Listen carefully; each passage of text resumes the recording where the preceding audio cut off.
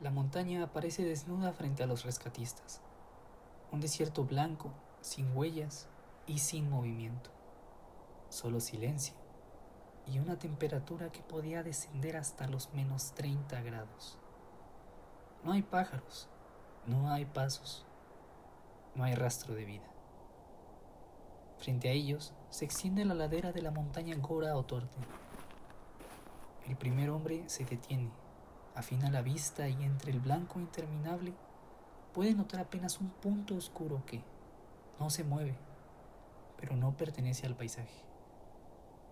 Los rescatistas avanzan y lo que encuentran no parece el final de una expedición, sino el comienzo de una desaparición.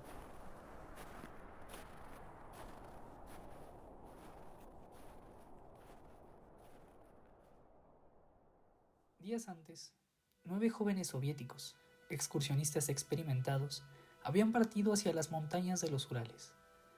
Eran excursionistas conocidos, respetados e iban preparados. No se trataba de novatos caminando hacia lo desconocido, eran expertos dirigiéndose hacia una meta. El líder del grupo era Igor Dyatlov. Tenía 23 años, estudiaba ingeniería y era una persona metódica, estricta y era conocida por su obsesión con la seguridad. Era la clase de persona que calcula 3 veces cada riesgo. A él se le sumaban 9 personas, todos jóvenes y acostumbrados a los desafíos. Un décimo partió con ellos, pero tuvo que abandonar por problemas físicos. Él volvería a la civilización sin saber que se convertiría en el único sobreviviente. El equipo llevaba cámaras y cuadernos. Iban dispuestos a documentar todo, sabiendo que no marchaban hacia lo desconocido, sino hacia algo que dominaban por completo, la montaña. Los últimos días registrados en sus diarios no mostraban miedo, sino entusiasmo. La nieve era espesa, el viento soplaba fuerte, pero nada los detenía. Hasta que la noche del 1 de febrero de 1959, algo cambió.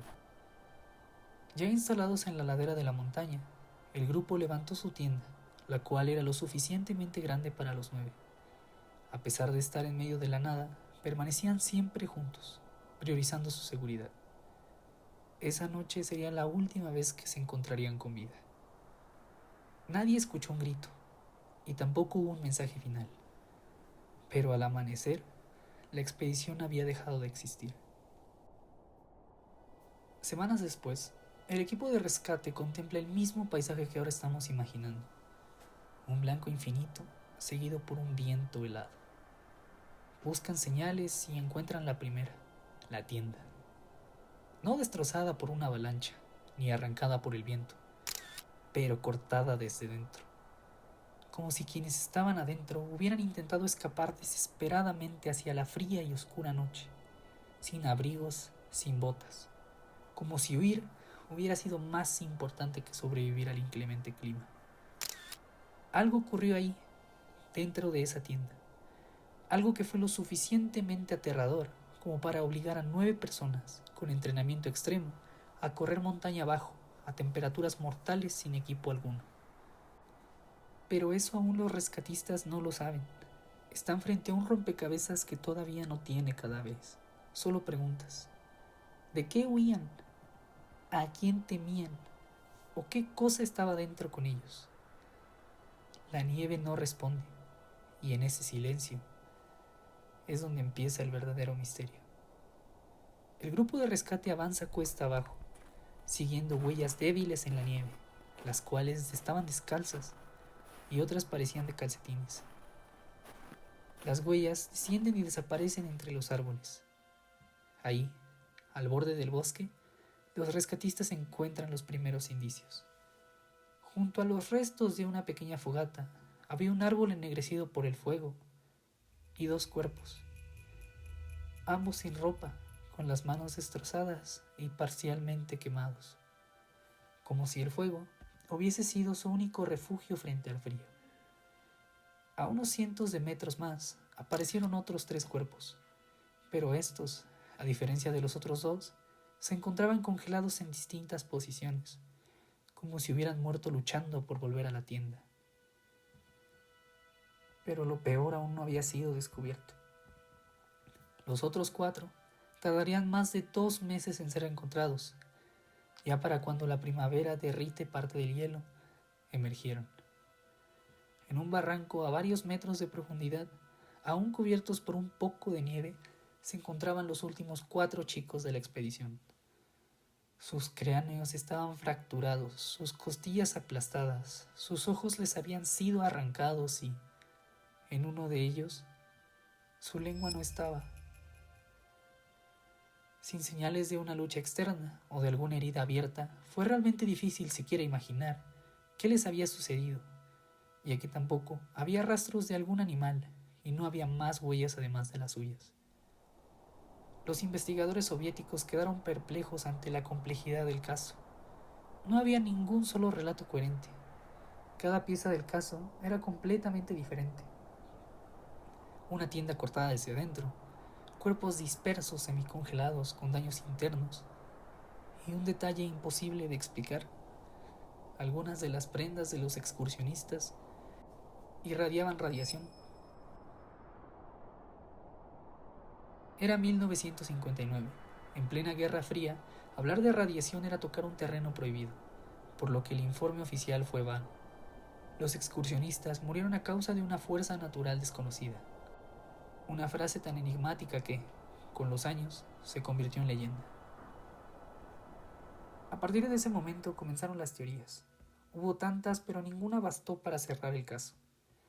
Algunos apuntaron a lo lógico: una avalancha. Pero no había señales de desplazamiento de nieve, ni daños consistentes con ella.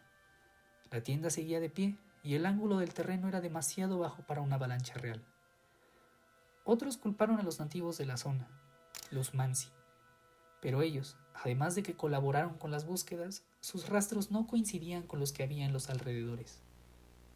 Entonces aparecieron las teorías militares, apuntando a experimentos secretos, ya que la zona no estaba lejos del área de pruebas soviéticas y los niveles de radiación podían explicarse por contaminación de material bélico. Pero si ese fuera el caso, ¿por qué las autoridades no borraron por completo la evidencia? ¿Por qué permitir que las fotografías y los diarios de los excursionistas salieran a la luz? El expediente original menciona que testigos observaron luces anaranjadas en dirección al paso Dyatlov justo en los días del incidente. Nadie sabe qué pudieron haber sido, pero las luces se convirtieron en la teoría más inquietante. También se mencionaron los infrasonidos, ondas de baja frecuencia generadas por el viento al chocar con la montaña, capaces de inducir pánico, desorientación y hasta alucinaciones. Si esto fue lo que ocurrió, los jóvenes podrían haber huido de su tienda convencidos de que algo los perseguía. El problema es que ninguna de estas explicaciones logra encajar por completo. Cuando el caso se cerró oficialmente, los cuerpos fueron sepultados en Sverdlovsk y las familias nunca obtuvieron respuestas. Décadas más tarde, los documentos se desclasificaron y los investigadores regresaron, pero aún así nada cambió, quedando solo la nieve y bajo ella un misterio que resiste al tiempo. Los rostros congelados en la historia, las manos extendidas hacia algo que no alcanzaron a comprender. ¿De qué huían realmente? ¿Algo externo tal vez? ¿O del miedo dentro de ellos mismos? El informe oficial cerró el caso como una fuerza natural desconocida, y quizá esa sea la respuesta más honesta que tendremos. Tal vez la montaña no mató a nadie. Tal vez solo reveló una verdad incómoda, que, frente al abismo de lo desconocido, seguimos siendo frágiles, seguimos siendo humanos, y que hay misterios que existen solo para recordarnos eso. Si te gustó el video, da like y suscríbete. Comenta lo que más te ha gustado. Gracias por ver y nos vemos en la próxima.